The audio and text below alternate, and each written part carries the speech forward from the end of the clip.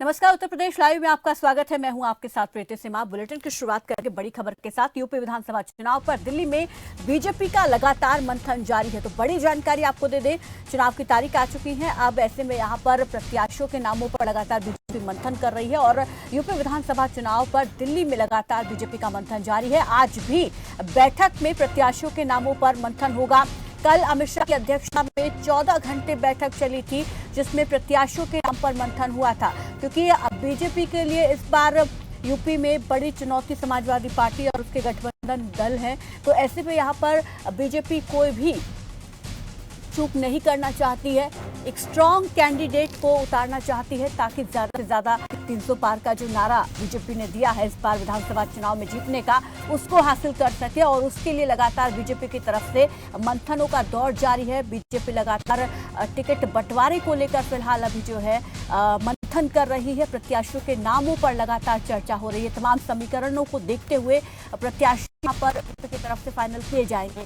और बता दें कि कल भी केंद्रीय गृह मंत्री अमित शाह की अध्यक्षता में 14 घंटे बीजेपी की बैठक चली है, जिसमें प्रत्याशियों के नाम पर मंथन हुआ है। और आज भी इसी कड़ी में ये बैठक आगे बढ़ाई जाएगी। आज भी बीजेपी प्रत्याशियों के नामों पर मंथन करने वाली है। तो पूरी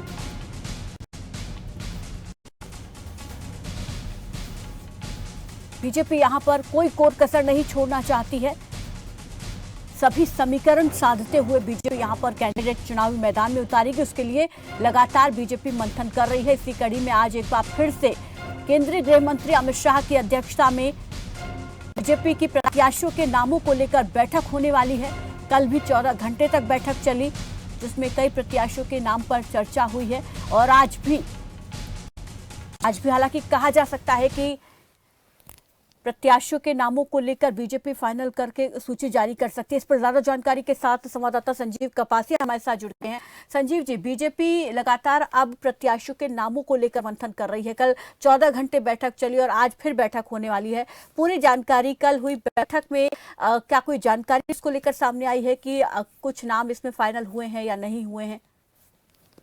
प्रीति, देखिए, उत्तर प्रदेश में चुनाव है और हलचल दिल्ली में है। भारतीय जनता पार्टी के लिहाज से बात करें तो टिकटों का जो फाइनल होने हैं टिकट, वो दिल्ली से ही होने हैं। केंद्रीय गृह मंत्री अमित शाह के नेतृत्व में 14 घंटे लंबी मैराथन बैठक चली, जिसमें उत्तर प्रदेश के मुख्यमंत्री योगी आदित्यनाथ, उत्तर प्रदेश भाजपा का संगठन, केंद्रीय भाजपा का संगठन, उत्तर प्रदेश के प्रभारी और भारतीय जनता पार्टी की जो साथी दल है उत्तर प्रदेश के, चाहे अनुप्रिया पटेल हो, संजय निषाद हो या फिर बाबू सिंह कुशवाहा, वो लगातार इस मीटिंग का हिस्सा रहे। क्योंकि साथियों के साथ जिस तरीके से समाजवादी पार्टी अपने साथियों को सी ऑफ कर रही है, और वही भारतीय जनता पार्टी दिल्ली में अपने साथियों के साथ मंथन करके 2022 के चुनाव जीतने की रणनीति बना रही थी।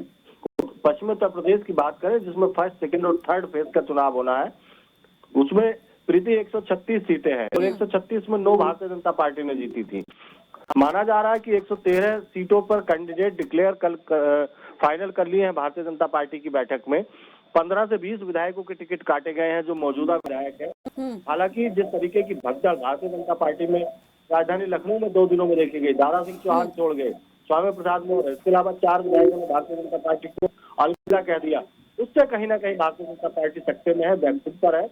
नई रणनीति के साथ डिजास्टर मैनेजमेंट, माइक्रो मैनेजमेंट, इन शब्दों को करते हुए भारतीय जनता पार्टी का आलाकमान। संजीव जी, तो यही वजह क्या मानी जाए कि यहाँ पर सूची अभी तक बीजेपी ने जारी नहीं की है? क्या यही वजह मानी जाए कि जो पार्टी से कई नेता जा रहे हैं छोड़कर, तो तमाम और पहलुओं को देखते हुए कि आगे और कोई नाराज होकर पार्टी छोड़कर ना जाए, सभी चीजों को देखकर अब चर्चा हो रही है, इस वजह से इसमें देरी हो रही है?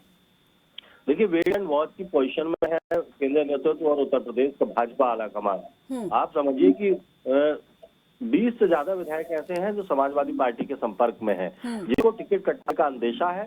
वो लगातार दूसरे रास्ते तलाश रहे हैं, चाहे भारतीय जनता पार्टी के विधायक समाजवादी पार्टी की तरफ देख रहे हो या बसपा की तरफ। और उत्तर प्रदेश में प्रीति सीधा मुकाबला भारतीय जनता पार्टी और समाजवादी पार्टी के बीच है। लोगों की 2 ही प्रायोरिटी है, चाहे वो कांग्रेस से जा रहे हो नेता या बसपा छोड़ के जा रहे हो, समाजवादी पार्टी या फिर भारतीय जनता पार्टी। अब आज की जो दिल्ली की मीटिंग है वो तय करेगी कि पश्चिमी उत्तर प्रदेश में कितने विधायकों को चुनाव लड़ाया जाएगा, कौन कौन भारतीय जनता पार्टी के टिकट पर चुनाव लड़ेंगे, किस तरीके की रणनीति पश्चिम उत्तर प्रदेश को होगी।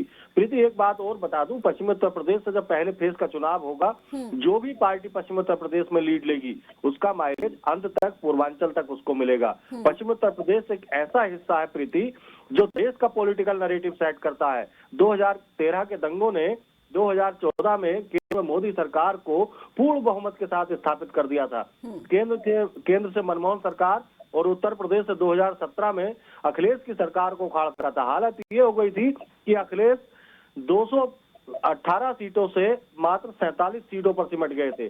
पश्चिमी उत्तर प्रदेश पर भारतीय जनता पार्टी और दूसरे दलों का बहुत खास फोकस है प्रीति। तो पहले चरण में ही कह सकते हैं कि बीजेपी की बड़ी परीक्षा होनी है और इस बड़ी परीक्षा को पास करने के लिए बीजेपी अभी मंथन लगातार कर रही है। शुक्रिया संजीव जी हमारे जुड़ने के लिए, इस तमाम जानकारी के लिए। तो कल भी अमित शाह की अध्यक्षता में 14 घंटे बैठक चली और आज भी बैठक होनी है और जानकारी मिल रही है कि करीब 123 उम्मीदवारों के नाम लगभग फाइनल कर लिए गए हैं और यहाँ पर अभी और सीटों पर उम्मीदवारों के नाम फाइनल होना बाकी है, लेकिन अभी तक बीजेपी की कोई सूची सामने नहीं आई है। तो आज उम्मीद की जा सकती है शायद नाम फाइनल होने के बाद बीजेपी अपनी पहली सूची आज जारी कर दे। लेकिन जिस तरीके से बीजेपी के कई दिग्गज नेता पार्टी छोड़कर समाजवादी पार्टी में शामिल हो गए हैं, कईयों के और यहाँ पर जानकारी मिल रही है कि समाजवादी पार्टी से इस वक्त वो संपर्क में है, तो ऐसे में बीजेपी यहाँ पर तमाम चीजों को देखते हुए मंथन कर रही है